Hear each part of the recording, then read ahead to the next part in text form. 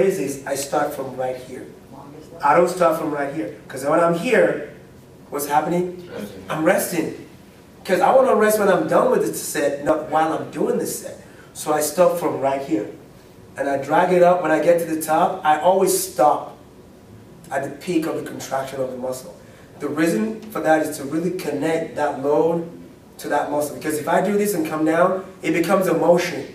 And there's nothing connecting back and forth. So once I stop here and I'm not going down, the shoulder's like, okay, why is it staying up there? We have to react to keep that load up there.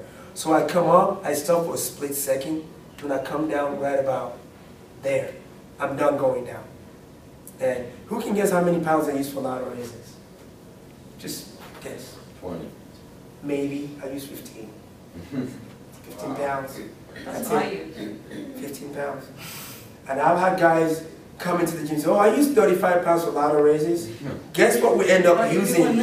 Yeah, we end up using 5 pounds. And they're like, man, I feel it more at 5 than the 35 that I was using. I said, now you're thinking about your muscle. You're not thinking about moving that weight up and down.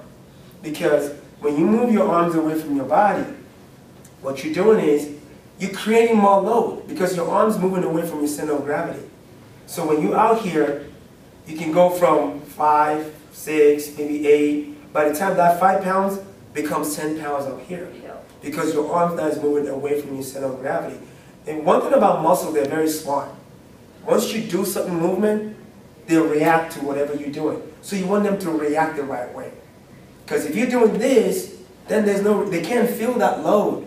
It's not connected. Because they can't feel anything slowing down. Once you slow it down, sometimes you can see the muscle doing this. That shaking feeling on the way up, even on your way down. So that's when you know that, yes, the muscle is reacting.